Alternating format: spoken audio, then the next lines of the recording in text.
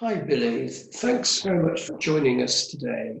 We're going to talk, first of all, about your interest in choral music. You've been involved in Caritas since 2013, as I recollect. But how did you first come to be interested and involved in choral music? So I became a chorister at the age of 8 years old at Magdalen College, Oxford, which really you can't really ask for much more of an introduction to choral music than that. Singing 6 services a week. I found that after about 2 or 3 years, heavily influenced by Bill Ives, who was the choir master at the time, I became very interested in the purpose behind the evensong and the Eucharist, and particularly behind the diction and the word settings that different composers had. For me personally, I was a big fan of Orlando Gibbons, was the first composer I really sort of took a liking to. Being quite interested in languages, I found that aspect of it. So as I became more acquainted with mostly Latin, really, and trying to seeing that meaning come across in different settings was really where the interest probably first sparked, to be honest. Lovely. Well, yes, in fact, and I know that you've taught a little bit of Latin, and languages are very important to you. Tell us a little bit of how that came along in terms of university and your career now.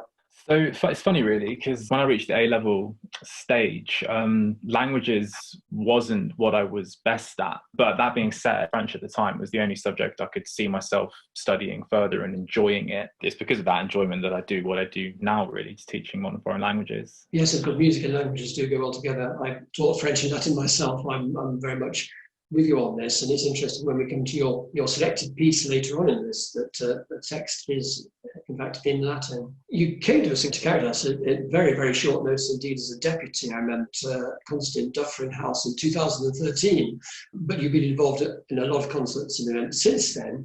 Say a little bit about what Caritas means to you and how you feel that it works from your point of view. For me personally, Caritas is probably the most special group in terms of the most special choir I've been a part of. There is something extremely invaluable about the culture and the ethos that's been created around it, started from yourself, obviously. I think the fact that you've got singers from all walks of life, some who are semi-pro singers, others who are like myself, we're not musicians by trade, but sing a bit. The fact that that all comes together and with its sole purpose of trying to raise money for charity, there's something very special about that. And I know, for example, when individuals ask me about what singing I do when I'm in the mix in Caritas, I'm always very proud to go and tell people, oh, well, I'm part of Caritas. And it's quite unique because its goal is to uniquely focus around charity. I think the fact that Caritas has been going for 7 years now and that ethos still very much remains at the heartbeat makes it quite unique. Well, thank you. And it's been terrific to have you with us. And we look forward to many more concerts with you involved in the future, whether it's as a bass, as you first appeared, or as a tenor or as a countertenor, all of which are able to deliver with considerable skill and expertise. As a matter of interest, out of those three voices you use, which one is the most fulfilling from your angle? Very good question.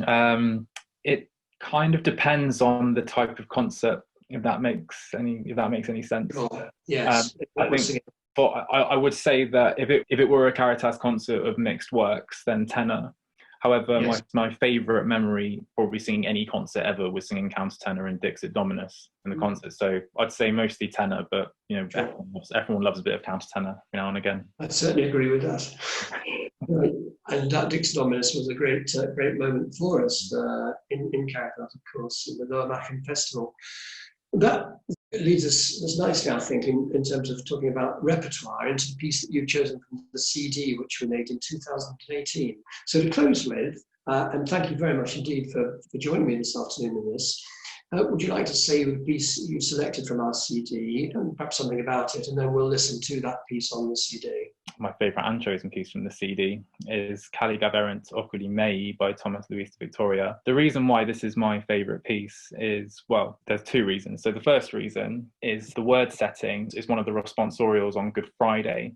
And the word setting in English is Christ calling out on the cross, saying that no one has suffered any greater suffering than he has, or no sorrow at this particular point. And so it's quite a somber piece of music in the first place. The way that the word's designed to fit the music.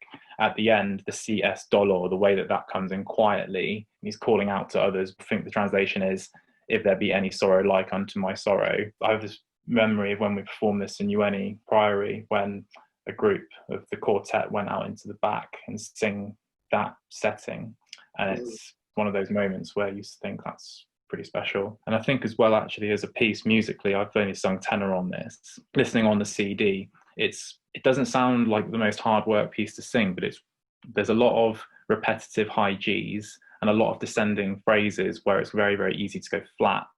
And I was listening to this earlier and noticed how Helen Pugsley and Paul Rothwell on the tenor line maintained the pitch and managed to hold that pitch up on the Gs. And I just think it's really, really impressive. Sounds great as a result. So that's my piece. It is an absolutely fabulous motet. So we're going to hear the piece by Victoria now. And Billy, thanks very much again for joining us, and we look forward to working with you in the next stage of Caritas.